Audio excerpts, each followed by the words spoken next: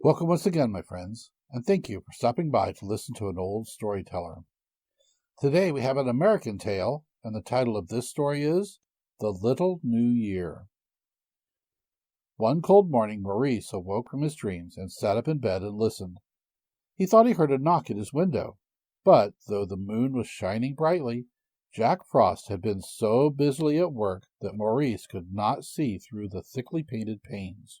So he crept sleepily out of bed and opened the window and whispered, "Who is there?" "I am," replied a tinkling voice. "I am the Little New Year. Ho, ho!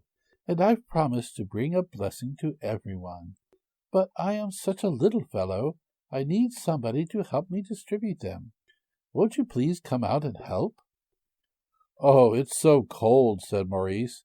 "I'd rather go back to my warm bed."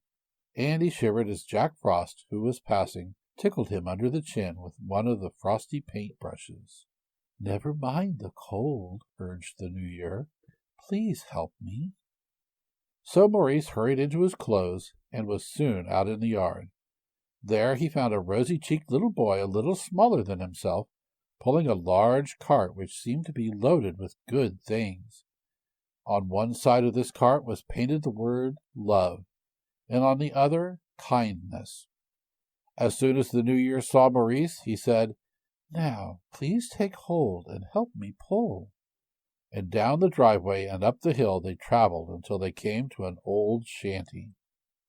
"Here is where I make my first call," said the New Year, Maurice looking wonderingly at him. "Why, nobody lives here but an old colored man who works for us, and he hasn't any children." "He needs my help," said the New Year, "for grown people like to be thought of just as much as children do. You shovel out a path to his door while I unload some of my blessings."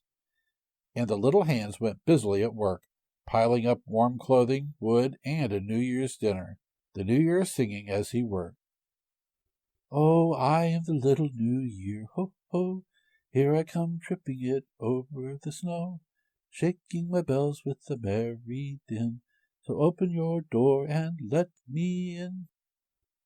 Old Joe, hearing some noise outside, came to the door, and when he saw all the nice gifts, the tears ran down his cheeks for gladness. And as he carried them into the house, he whispered, "The dear Lord has been here tonight." "Where are we going now?" asked Maurice, as they ran down the hill. "To take some flowers to a poor sick girl," answered the New Year. Soon they came to a small white house, where the New Year stopped. "Why, Bessie, our sewing girl, lives here," said Maurice. "I didn't know she was sick." "See," said the New Year, "this window is open a little. Let us throw this bunch of pinks into the room. They will please her when she wakes, and will make her happy for several days." Then they hurried to other places, leaving some blessings behind them. "What a wonderful cart you have," said Maurice. "Though you have taken out so much, it never seems to get empty." "You are right, Maurice. There is never any end to love and kindness.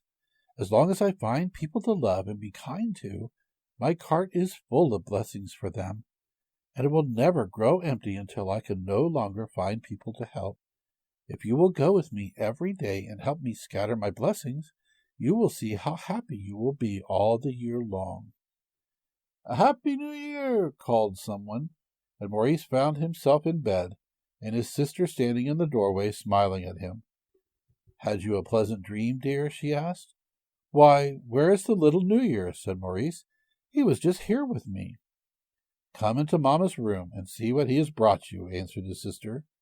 There in a snowy white cradle he found a tiny baby brother, the gift of the New Year. How happy Maurice was then! But he did not forget his dream. Old Joe and Bessie had their gifts, and Maurice tried so hard to be helpful that he made all his friends glad because the Happy New Year had come. Thank you once again for listening to this story. If you enjoyed this story, please press that like button. Also, please help an old storyteller out by subscribing to my channel. The next story will be posted in a few days, so until then, may your story continue to be a good one.